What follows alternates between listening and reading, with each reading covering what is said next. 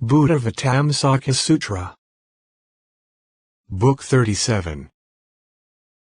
Manifestation of Buddhas. Video 6. How should great enlightening beings know Buddha's turning of the wheel of teaching? They should know it thus: Buddha, by the free power of mind, turns the wheel of teaching without arising or turning, because of knowing that all things forever have no arising. Buddha turns the wheel of teaching by three kinds of turning: the cycles of the path of insight, the path of practice, and the path beyond learning, and stops what should be stopped, because of knowing that all things are apart from extremes of annihilation and eternity. Buddha turns the wheel of teaching apart from the realm of desire and the realm of negation, because of penetrating the space-like limit of all things. Buddha turns the wheel of teaching without verbal explanation, because of knowing that all things are inexpressible. Buddha turns the wheel of teaching ultimately quiescently, because of knowing that all things are of the essence of nirvana. Buddha turns the wheel of teaching with all means of literature and language, because the voice of Buddha reaches everywhere. Buddha turns the wheel of teaching knowing that the voice is like an echo, because of comprehending the true nature of all things. Buddha turns the wheel of teaching producing all messages in one message, because there is ultimately no center. Buddha turns the wheel of teaching without omission or exhaustion, because of absence of clinging inside or outside. Just as all writing and speech cannot be exhaustively told of, the same is true of Buddha's turning the wheel of teaching. All letters are arranged to express it, without cease, without ever exhausting it. The wheel of teaching of Buddha enters into all speech and writing, yet has no dwelling place. Just as writing enters into all business, all words, all calculations, all mundane and transmundane subjects, yet dwells nowhere, so also does the voice of Buddha enter into all points, all beings, all phenomena and principles, all works, and all consequences, yet does not dwell anywhere. All the various languages of all sentient beings are not apart from the wheel of teaching of Buddha, because the real aspect of speech and sound is identical to the wheel of teaching. Great enlightening beings should know the turning of the wheel of teaching of Buddha thus. Also, if great enlightening beings want to know the wheel of teaching that Buddha turns, they should know where Buddha's wheel of teaching comes from. What is the provenance of the Buddha's wheel of teaching? Buddha makes so many utterances, turning the wheel of teaching according to the innumerable differences in mental patterns and inclinations of all sentient beings. Buddhas, truly awake, have a concentration called ultimately unimpeded and fearless. Having entered this concentration, with each mouth of each body of attainment of true enlightenment they produce as many utterances as there are sentient beings, each utterance containing all sounds, each different, turning the wheel of teaching, to make all sentient beings happy. Those who know the turning of the wheel of teaching thus are considered to be following all Buddha teachings. Those who do not know this are not following them. Great enlightening beings should know Buddha's turning the wheel of teaching thus, because it universally enters the infinite realms of living beings. Then, to recapitulate, universally good said in verse. Buddha's wheel of teaching has no turning. It has no arising and no attainment at any time. Just as writing is never exhausted, so is the teaching wheel of the ten-powered. just as writing enters everywhere, yet with no arrival, such is the teaching wheel of the enlightened, entering all speech without entering aught, able to make all beings rejoice. Buddhas have a concentration called ultimate. They preach after entering this concentration, speaking to enlighten all beings, boundless though they be. In each utterance they also utter countless sayings, each different, free in the world, without discrimination, causing all to hear according to inclination. Words do not come from inside or outside, are neither lost nor accumulate. Yet for sentient beings Buddhas turn the teaching wheel. This freedom is most extraordinary. How should great enlightening beings know Buddha's ultimate nirvana? If great enlightening beings want to know the great nirvana of Buddhas, they should know its fundamental essence. As is the nirvana of ultimate reality, so is the nirvana of Buddha. As is the nirvana of space, so is the nirvana of Buddha. As is the nirvana of the nature of things, so is the nirvana of Buddha. As is the nirvana of detachment from desire, so is the nirvana of Buddha. As is the nirvana of formlessness, so is the nirvana of Buddha. As is the nirvana of selfhood, so is the nirvana of Buddha. As is the nirvana of the ultimate essence of all things, so is the nirvana of Buddha. As is the nirvana of ultimate true thusness, so is the nirvana of Buddha. Why? Because nirvana has no birth and no emergence. If something has no birth and no emergence, then it has no extinction. Buddha does not tell enlightening beings about the ultimate nirvana of Buddhas and does not show it to them. Why? Because Buddha wants to cause them to see all Buddhas always present before them, to see in one moment all the Buddhas of past and future, in their full splendor, just as if they were actually present, yet without entertaining any notions of duality or non-duality. Why? Because great enlightening beings permanently abandon all conceptual clinging. Buddhas appear in the world in order to provoke inspiration in sentient beings and manifest nirvana in order to provoke longing in sentient beings. In reality, the Buddhas have no appearance in the world and no nirvana either. Why? Buddha always abides in the pure realm of reality, manifesting nirvana according to the minds of sentient beings. For example, when the sun comes out and illumines the world, its image is reflected in all clean vessels of water, being in all places without coming or going. If one vessel breaks, then the reflection of the sun does not appear in it. Do you think it is the fault of the sun that its reflection does not appear there? No, it is just because the vessel is broken. It's no fault of the sun. The knowledge of realization of thusness, Buddha knowledge, is also like this, appearing throughout the cosmos, without before or after. Buddha appears in the clean mind vessels of all sentient beings. If the mind vessel is always clean, the embodiment of Buddha is always seen. If the mind is polluted, the vessel breaks and the Buddha cannot be seen. If there are any sentient beings who can be liberated by nirvana, Buddha then manifests nirvana for them. But really Buddha has no birth, no death, no crossing over into extinction. It is like, for example, the element fire, which can make fires in all worlds. Sometimes in one place the fire will go out, but do you think the fire in all worlds is extinguished? No.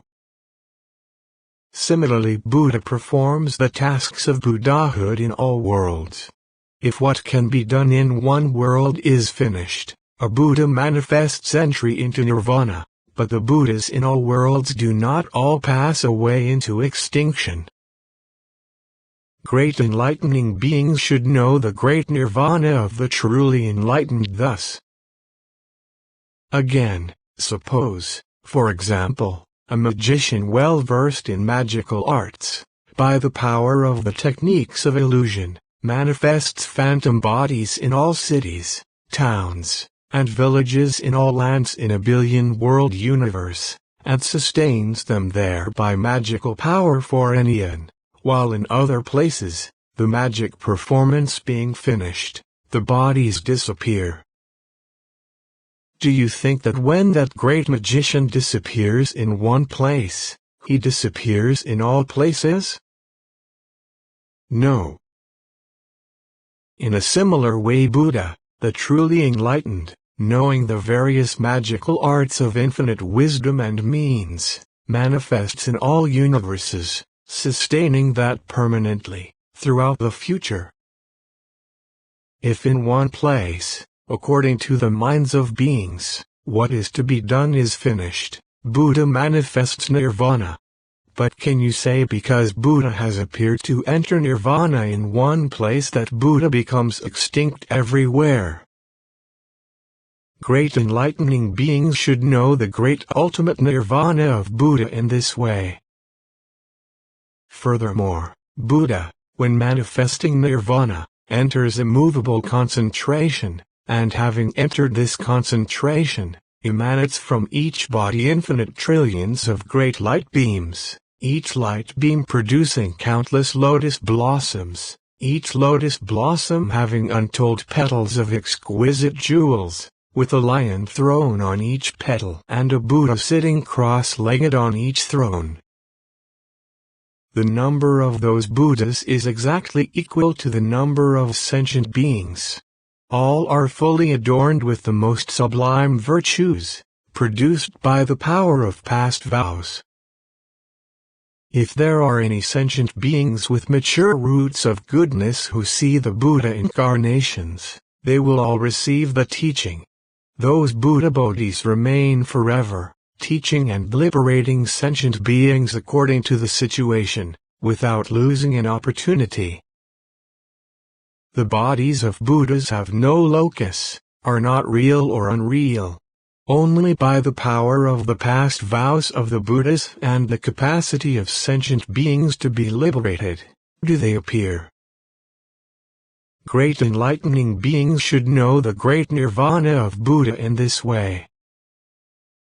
Buddha abides in the infinite, unobstructed, ultimate realm of reality, in the realm of space, in the essence of true thusness, without birth or death, and in ultimate truth, appearing to sentient beings according to the time, sustained by past vows, without ever ceasing, not abandoning all beings, all lands, all phenomena. Then, to recapitulate, universally good said in verse. While the sun sheds light illumining the world, when a vessel breaks and water leaks out, the reflection disappears. So it is with the Sun of Supreme Knowledge. Those without faith seen as extinct. Fire makes fires in the world. While in one city it goes out sometime, likewise the Buddha pervades the cosmos and appears to pass away where the work of teaching is done. A magician makes bodies appear in all lands, which disappear when their function is done. So does Buddha disappear when the teaching is done, while always seen in other lands. Buddha has a concentration, called unmoving, which is entered after teaching beings. Instantly Buddha's body emanates infinite lights. The lights produce lotuses, on which are Buddhas. The Buddha bodies are countless as phenomena, visible to those with virtue.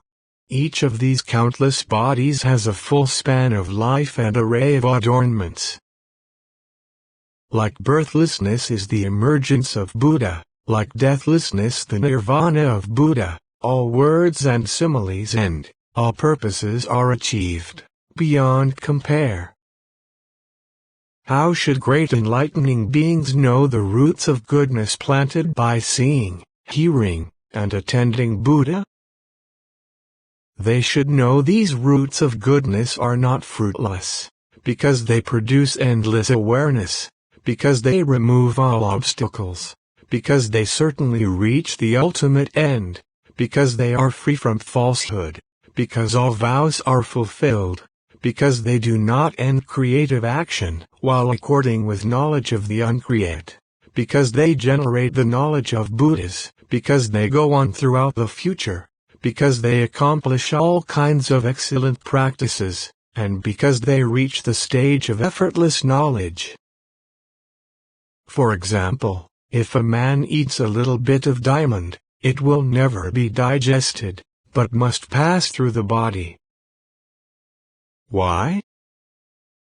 Because diamond is incompatible with the impurities of the physical body. In the same way, planting a little bit of roots of goodness with Buddha must pass through the body of afflictions of all conditioning and reach the abode of unconditioned ultimate knowledge. Why? Because this little bit of root of goodness is incompatible with the afflictions of conditioning. Even if one piled up dry straw as high as a mountain, if one tossed an ember of fire the size of a seed into it, it would all burn up for sure. Why? Because fire burns straw. Like this, planting a little bit of roots of goodness with Buddha surely can burn up all afflictions and ultimately enable one to attain nirvana without remainder, because the essence of this little bit of root of goodness is ultimate. For example, in the snowy mountains there is a tree of the finest medicine called good sight. If any see it, their eyes are purified.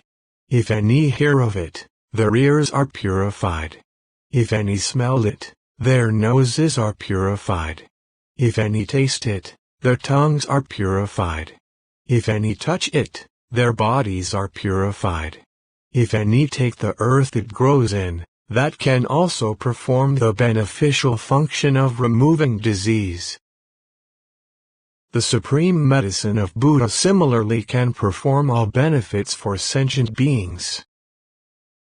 If any see the physical body of Buddha, their eyes are purified. If any hear the name of Buddha, their ears are purified. If any smell the fragrance of the morality of Buddha, their noses are purified. If any taste the flavor of the teaching of Buddha, their tongues are purified. They gain the universal tongue and understand the principles of language. If any come in contact with the light of Buddha, their bodies are purified and they ultimately attain the supreme body of reality. If any think of Buddha, they attain purity of Buddha remembrance concentration. If any sentient beings honor the ground Buddha has crossed, or a tomb or shrine, they too will be endowed with roots of goodness, annihilate all afflictions, and attain the felicity of sages. I tell you, even if there are sentient beings who see and hear Buddha, but because of being veiled by obstructions due to their deeds do not become believers, if they still plant roots of goodness, none will be in vain, they will reach the ultimate end and enter nirvana. Great enlightening beings should thus know that the roots of goodness planted by seeing, hearing, and attending Buddha are free from all evil and imbued with good. Buddha uses all kinds of similes to explain all kinds of things, but there is no simile that can explain this principle. Why? Because the road of intellectual knowledge ends, because it is inconceivable. The Buddhas and enlightening beings just tell sentient beings similes according to their mentalities in order to gladden them, but this is not the ultimate. This gate of the teaching is called the secret point of the Buddhas. It is called that which cannot be known by any worldlings. It is called entry into the seal of Buddha. It is called opening the door of great knowledge. It is called revealing the essence of Buddha. It is called perfecting all enlightening beings. It is called that which all worldlings cannot destroy. It is called wholly informing to the realm of Buddhas. It is called able to purify all realms of sentient beings. It is called expounding the ultimate inconceivable teaching of the real nature of Buddha. Buddha does not expound this teaching to anyone but enlightening beings intent on the great vehicle, only expounding it to enlightening beings riding the inconceivable vehicle of enlightenment. This gate of teaching does not come into the hands of anyone but great enlightening beings. It is like, for example, the 7 treasures of a universal ruler, by which universal rulership is shown. These treasures do not come into the hands of anyone but the crown prince born of the first wife who has developed the characteristics of a sage ruler. If the universal ruler does not have a son with many virtues, after the ruler's life ends the treasures will disperse and perish in 7 days. The treasure of this scripture is also like this. It does not come into the hands of anyone but the true offspring of the sovereign Buddha, born in the house of Buddha, who plant the roots of goodness characteristic of Buddhas. If there are no true offspring of Buddha, this teaching will perish before long. Why? Because those in the 2 lesser vehicles of individual salvation do not hear this scripture, much less absorb and hold it, read, recite, or copy it, or analyze and explain it. Only the great enlightening beings can do these things. Therefore, great enlightening beings, hearing this teaching, shall rejoice and receive it with respect. Why? Because great enlightening beings appreciating this scripture will quickly attain unexcelled, complete perfect enlightenment.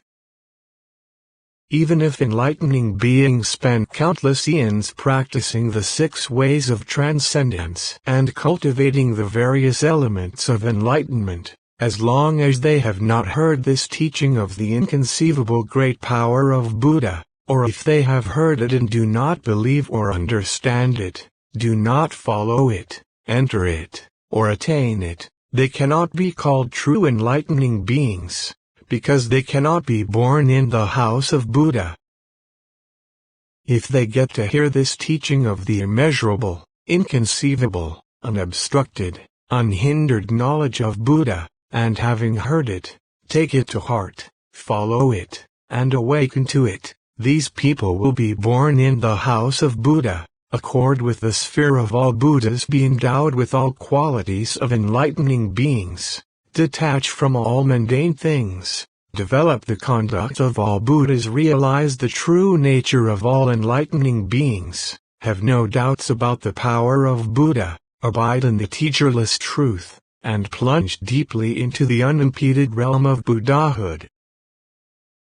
After great enlightening beings have heard this teaching, then they can know infinite things by knowledge of equality.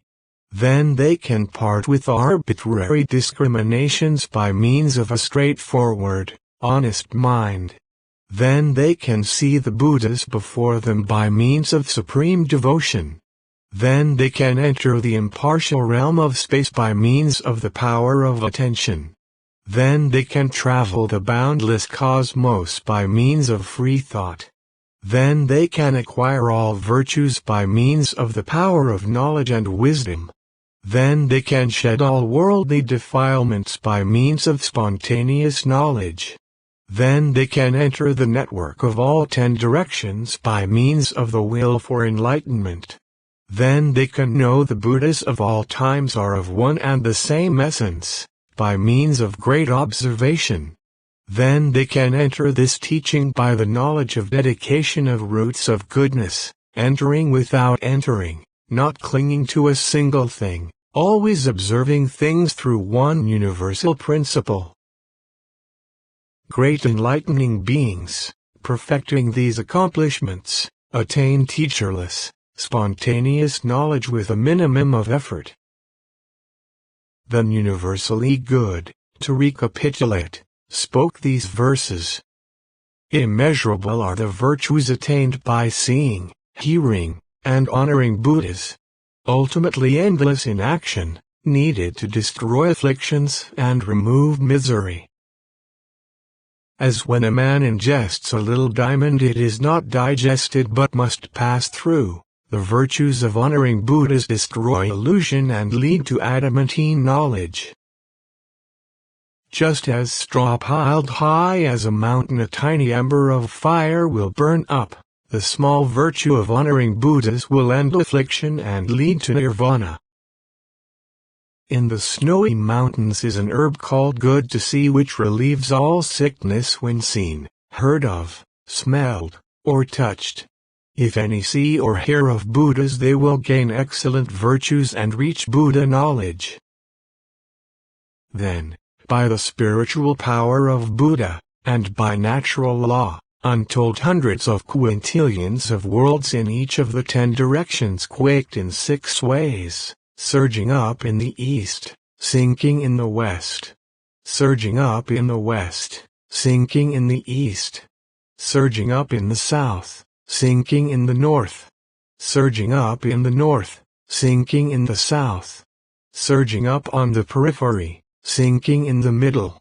Surging up in the middle, sinking on the periphery, moving in 18 ways, trembling, trembling all over, trembling equally all over. Rising, rising all over, rising equally all over. Surging, surging all over, surging equally all over. Quaking, quaking all over, quaking equally all over. Roaring, roaring all over, roaring equally all over.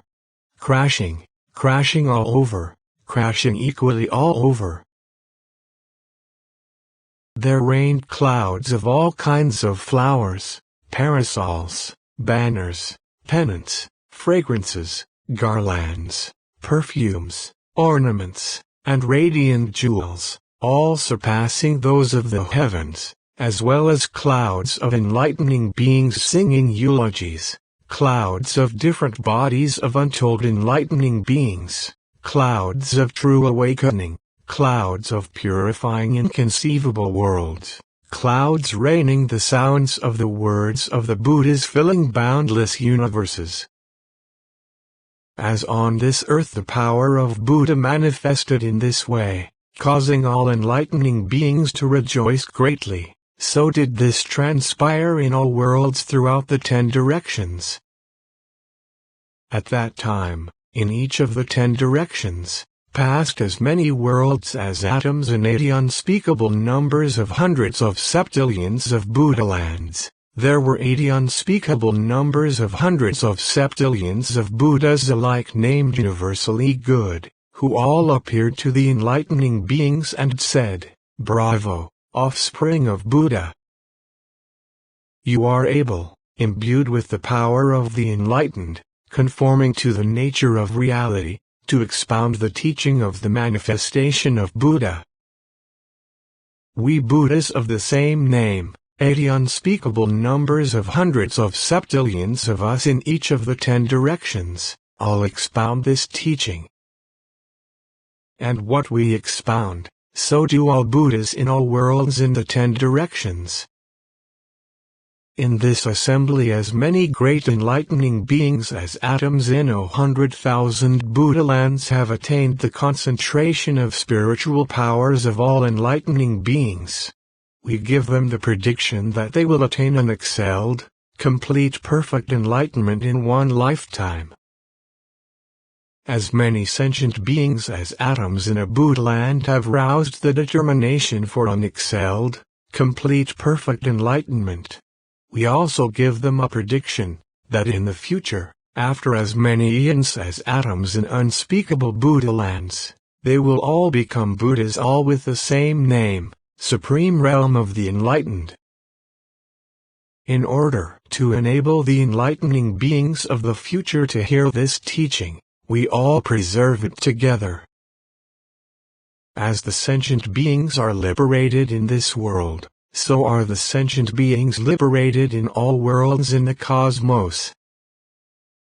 Then, owing to the spiritual power of the Buddhas of the 10 directions, owing to the power of the original vows of Vairochana, because the natural order is so, because of the power of roots of goodness, because the Buddhas activate knowledge in an instant, because Buddhas respond to conditions without missing the time, because they awaken enlightening beings at appropriate times, because their past deeds have no loss or decay, because they foster the attainment of the great practice of universal good, and because they manifest the mastery of omniscience, in each of the 10 directions, past as many worlds as atoms and 10 unspeakable numbers of tens of quadrillions of Buddha lands, there were as many enlightening beings as atoms and 10 unspeakable numbers of tens of quadrillions of Buddha lands who came here, filling all universes in the 10 directions,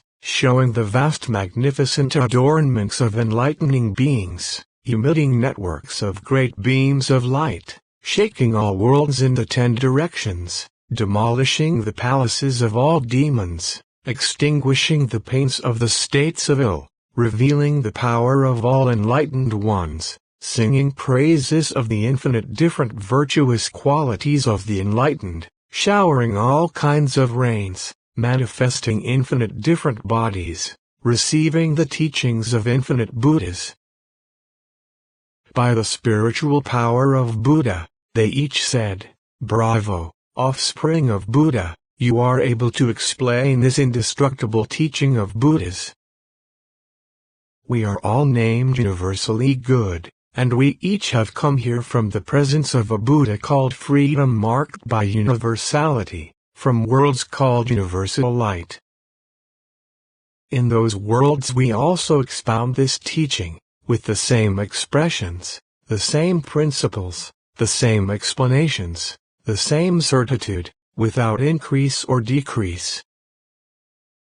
We have all come here, by the spiritual power of Buddha, and by having attained the Buddha's teaching, to be witnesses for you. And as we come here, the same is true of all worlds in the whole cosmos, throughout space, in all 10 directions.